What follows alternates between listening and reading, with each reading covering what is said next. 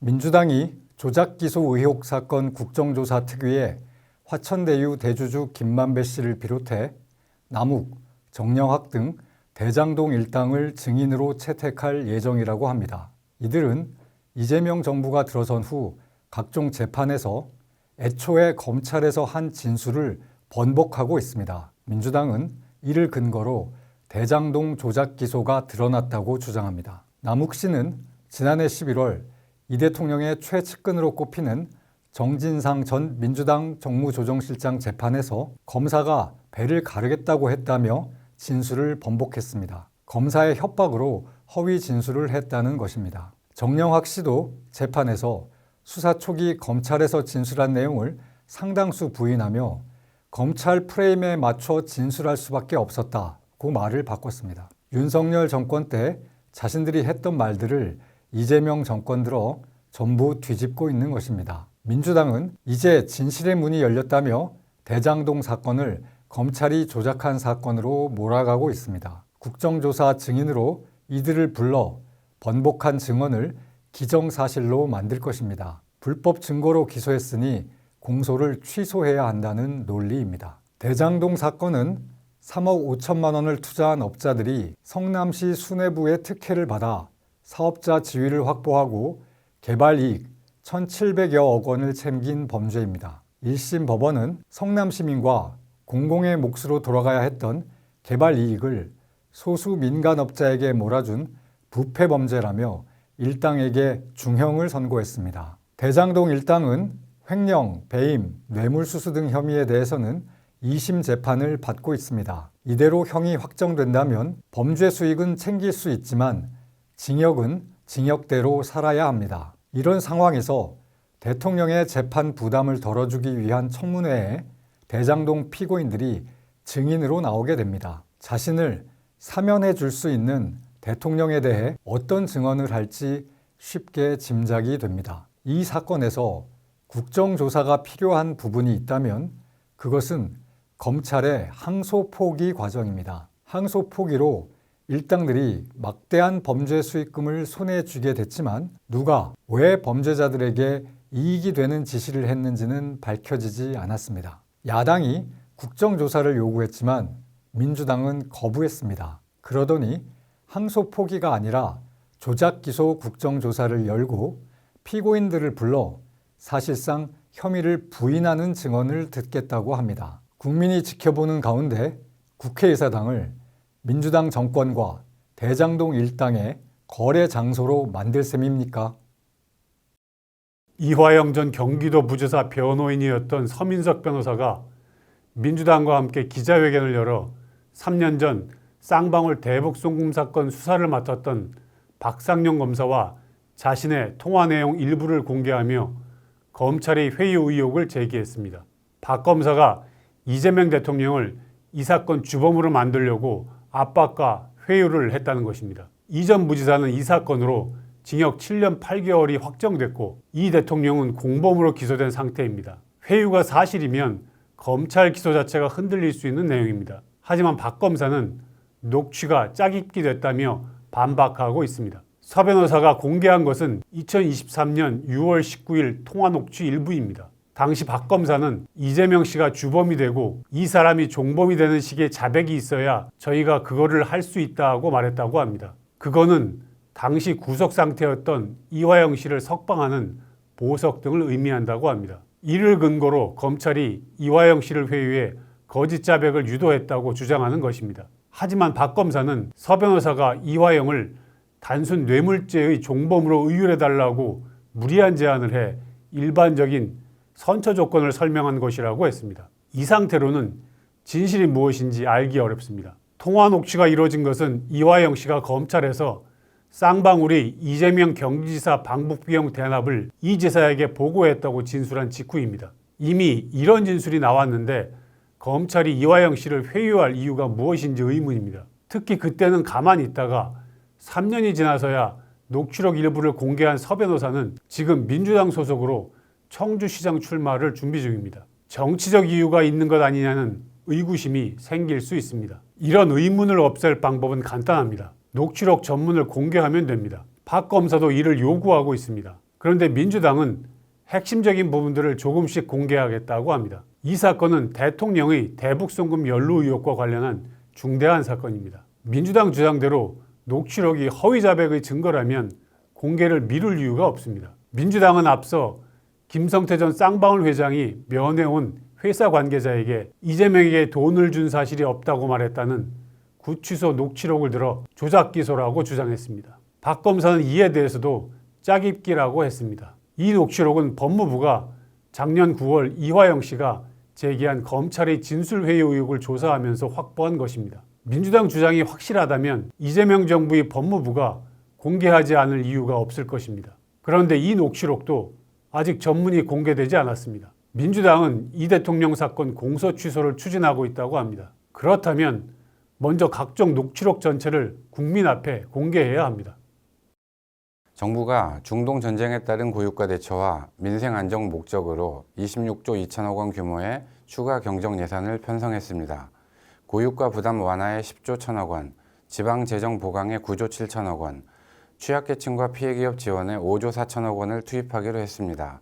국제 유가가 배럴당 70달러 안팎에서 110달러로 급등할 정도로 전쟁 장기화 충격이 확산되는 상황에서 신속한 추경 편성으로 피해를 최소화해야 한다는 필요성에 반대할 사람은 없을 것입니다.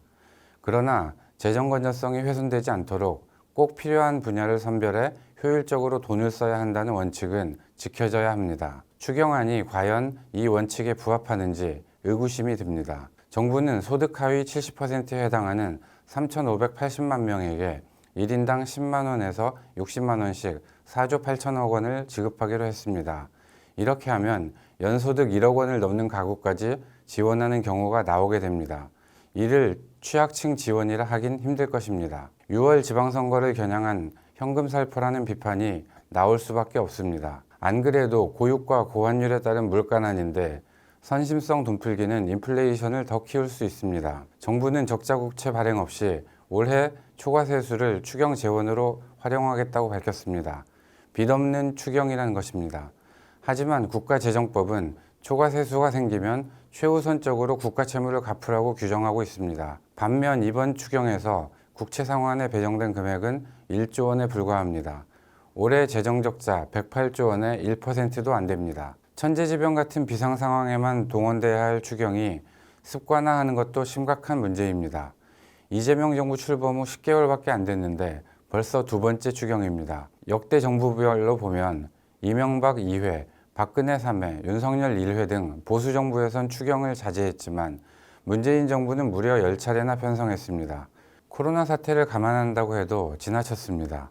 그 결과 국가 채무가 넘어서는 안 될 선을 넘어버렸습니다. 문 정부는 추경과 현금 살포를 노골적으로 선거에 이용했습니다. 문 전 대통령은 총선 하루 전 국무회의에서 지급 대상자들에게 미리 통보하고 신청받으라고 지시했습니다.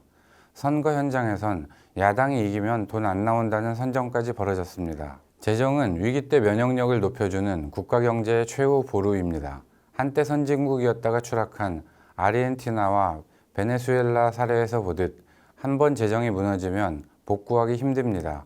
추경은 해야 할 땐 해야 합니다. 그러나 당국자들이 제 돈을 쓰듯 어려워해야 합니다. 특히 추경에 현금 살포를 습관적으로 집어넣는 것은 경계해야 합니다. 현금 살포에 당국자들이 중독되면 결국 국민도 중독됩니다. 그 결과가 무엇인지는 모두가 알고 있습니다. 국민의힘을 제외한 여야 6개 정당과 우원식 국회의장이 6.3 지방선거에서 개헌 국민투표를 동시에 실시하기 위한 개헌안 발의 절차에 착수했습니다. 우 의장과 민주당, 조국혁신당, 개혁신당, 진보당, 사회민주당 원내대표들은 31일 기자회견을 열고 초당적 개헌 추진을 위한 국회 선언문을 발표했습니다. 오는 3일까지 각 당 의원의 서명을 받아 6일 개헌안을 발의할 계획이라고 합니다. 우 의장이 주도한 개헌안은 전문에 부마 민주항쟁과 5.18 민주화운동 정신을 잇는다는 내용을 명시했습니다. 또 대통령이 계엄을 선포하면 지체 없이 국회 승인을 받도록 하고 승인이 부결되거나 48시간 이내에 승인이 이루어지지 않으면 계엄을 즉시 무효화하는 조항을 추가했습니다. 아울러 국회가 계엄 해제를 의결하면 대통령의 해제 지시를 기다릴 필요 없이 즉시 계엄 효력이 상실되도록 규정했습니다. 이번 개헌안은 국힘 의원들도 크게 반대할 만한 내용은 없습니다. 다만 개헌은 국가 최고 규범을 변경하는 일입니다. 제1야당을 제외하고 밀어붙일 사안이 아니라는 뜻입니다. 국힘은 개헌을 하는데 국민에게 알리고 토론한 과정이 부실하다며 반대하고 있습니다. 개헌안의 의결 정족수는 현재 국회 재적의원 295명 중 3분의 2 이상인 197명 이상입니다. 국힘 의원 10명 이상이 이탈해야 가능합니다. 개헌의 필요성은 많은 사람이 공감하고 있습니다. 하지만 제대로 해야 합니다. 계엄과 탄핵을 거치며 현행 대통령제에 문제가 있다는 공감대는 형성돼 있습니다. 여야 간 무한 정쟁과 대통령제의 폐해를 해결하기 위해 권력 분산형 개헌이 필요합니다. 노동, 교육, 연금, 의료 등 국가 제도약을 위한 핵심 제도도 정비해야 합니다. 이런 부분을 모두 포함시켜 시간을 갖고 논의하는 것이 바람직합니다. 다음 총선을 시한으로 잡아 2년 정도 국민적 토론과 수기를 거치면 여야가 합의하는 개헌을 이룰 수도 있을 것입니다. 헌법 전문이나 계엄 관련 조항 변경도 그때 할 수 있습니다. 민주당이 일일 밤 최고위원회를 열어 지역 주민 15명에게 68만 원을 돌린 의혹을 받던 김관현 정북지사를 제명했습니다. 정청래 대표가 감찰을 지시한 지 반나절 만입니다. 지방선거를 2달 앞두고 유력 후보인 현직 도지사를 제명한 것은 징계 수위나 속도면에서 이례적입니다. 김관영 지사는 작년 11월 식사 참석자들에게 대리기사비 명목으로 돈을 줬고 자신도 이 사실을 인정했습니다. 금액이 많지 않고 돈을 돌려받았다 하더라도 지방자치단체장이 선거 구민에게 기부 행위를 할 수 없도록 규정한 선거법을 위반한 겁니다. 민주당은 명백한 불법이기 때문에 제명을 결정했다고 말했습니다. 비위 행위를 묵과할 경우 다른 지역 선거에도 악재로 작용할 수 있다는 겁니다. 민주당이 즉시 원칙대로 처리한 것은 평가할 만한 일입니다. 그러나 비위 행위에 대한 민주당의 징계 원칙과 기준은 대상에 따라 다르게 적용되고 있습니다. 성추행 의혹으로 수사를 받던 장경태 의원에 대해선 4개월 동안 아무 결론을 내리지 않고 뭉갰습니다. 장경태 의원은 최근 경찰 수사심의위가 준강제추행 혐의가 있다고 판단한 이후에야 탈당했습니다. 공천 돈 거래 의혹 등을 받던 김병기 의원과 강선우 의원에 대한 징계 및 탈당과 비교하면 12시간 만에 제명된 김 지사 징계는 초고속입니다. 김관영 지사는 국민의당, 바른미래당을 거쳐 2022년 대선을 앞두고 복당한 민주당의 비주류입니다. 반면 장경태 의원은 정청래 대표와 가깝고 김병기, 강선우 의원은 친명계로 분류됩니다. 확실한 정치적 배경의 유무가 징계 수위와 속도를 결정했다는 비판이 나오는 것도 이 때문입니다. 민주당은 통일교 측에서 수천만 원의 현금과 명품 시계 등을 받은 혐의로 경찰 수사를 받고 있는 전재수 의원에 대해선 아무런 조치를 취하지 않고 있습니다. 민주당이 징계하지 않고 경찰 수사까지 속도를 내지 않는 가운데 전재수 의원은 2일 부산시장 출마를 공식 선언했습니다. 완전히 다른 기준을 적용한 겁니다. 김 지사를 제명하면서 민주당 전북지사 선거에는 친명 후보와 정 대표와 가까운 친청 후보가 경쟁하게 됐습니다. 누가 후보가 되든 민주당이 당선되는 지역이기 때문에 신속한 제명도 가능했을 겁니다. 그렇다 하더라도 누구는 즉각 최고 징계를 하고 누구는 눈 감아주는 것에 대해서는 민주당의 해명이 있어야 합니다.